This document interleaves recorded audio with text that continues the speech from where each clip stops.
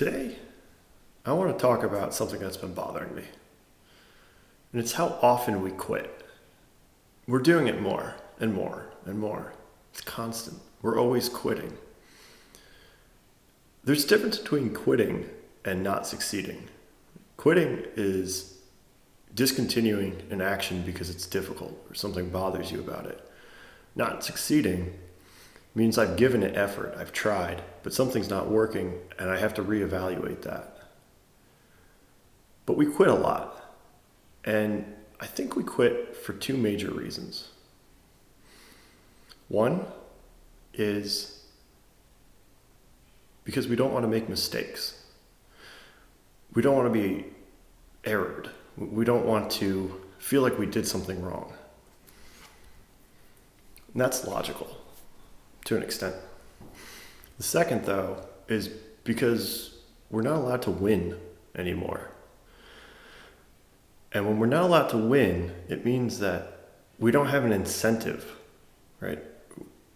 We haven't taught people how to win, which also means we haven't taught people how to lose. And this gets into a dangerous cycle because winning and losing are a part of life, no matter what people actually want to think, right?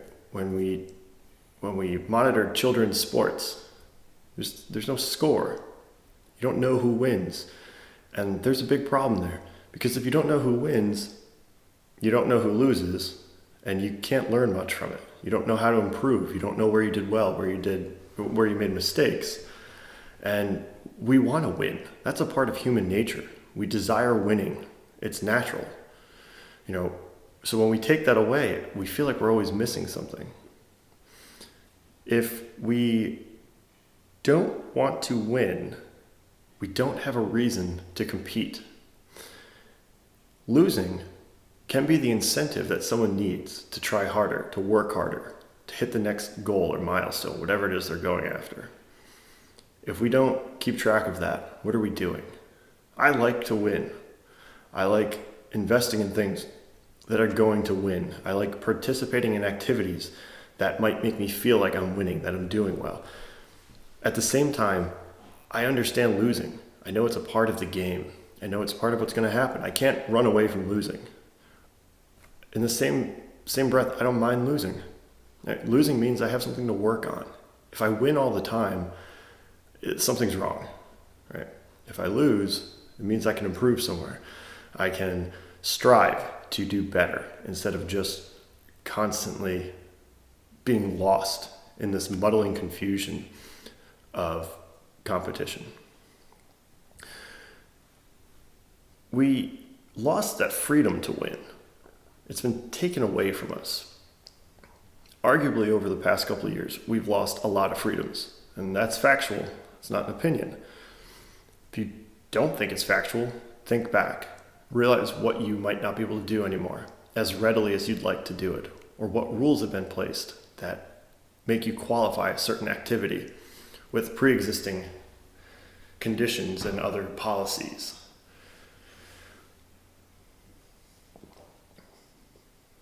I have to keep my voice lubricated.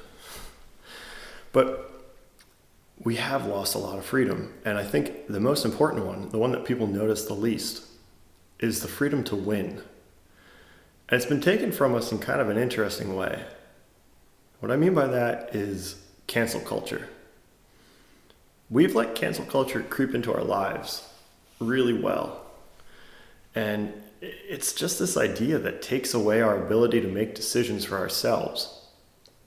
And it works. Because cancel culture gives us the opportunity to win. It's a narrative that produces a majority, a fake majority, but one that's still a majority, that gives us that feeling like we can finally be on the winning team. We could be a part of the bigger picture. This works because cancel culture is the same narrative that took winning away from us. It took away the ability for us to celebrate doing better than someone else, which is fine. We can do better than other people because someday they might do better than us. We don't all have to be in this remote drone thinking that we just pinpoint into a channel and then face down it and we all have the same response to everything.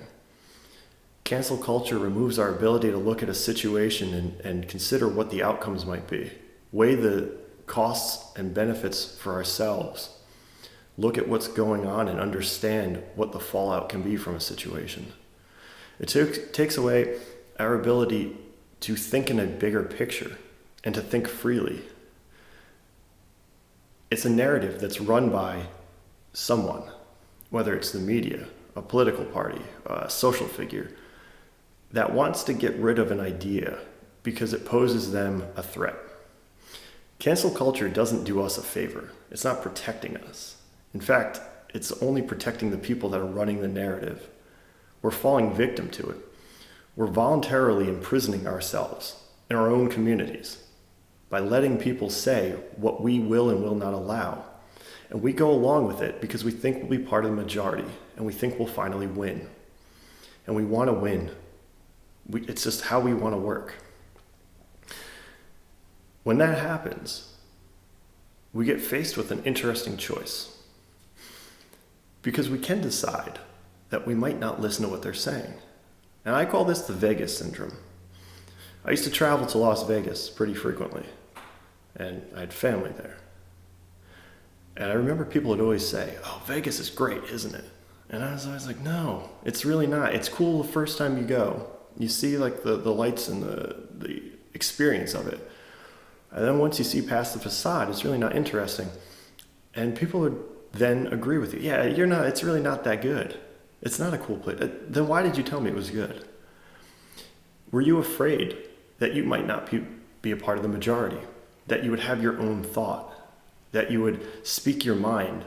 That you'd voice your opinion? You might ruffle feathers, but you might realize that a lot of people actually think the same way as you. Because that's what always happened with Vegas.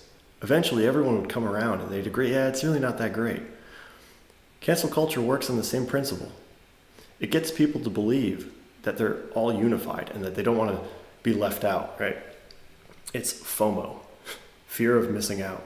It's fear of ruffling feathers. It's fear of being different because we're afraid that if we're different, we're just as quickly going to get canceled. Being different can be the best thing. It creates diversity and variation, creates new options.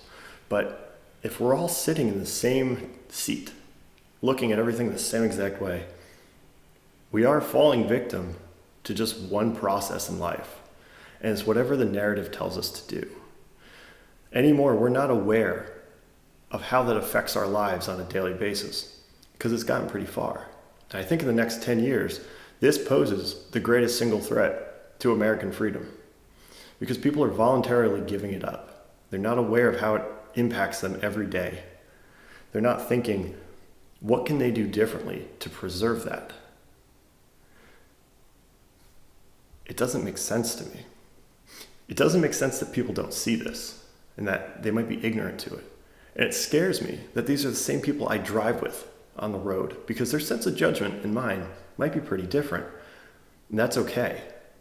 I'm not afraid if someone's different than me. I'm not afraid if I do something different. If you have another opinion than what I have, that's fine. Opinions are good. Ultimately, we quit a lot because we're afraid to make mistakes.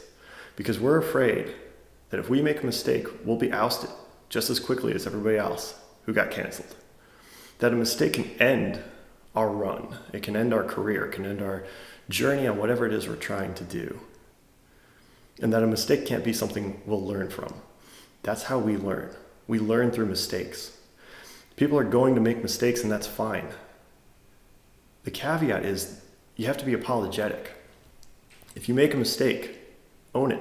Be accountable to it. Apologize for it. And if someone makes a mistake around you and they apologize, accept the apology.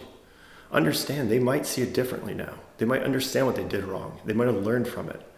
They might be a better person because they had that mistake in their pocket.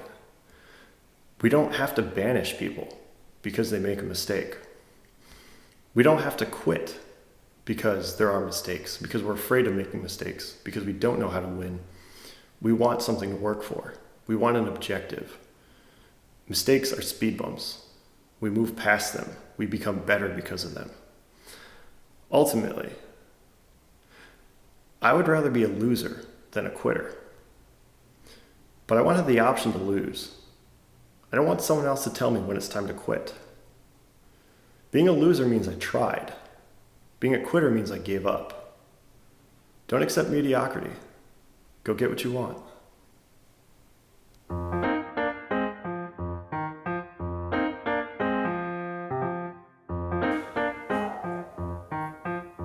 Got it, coach.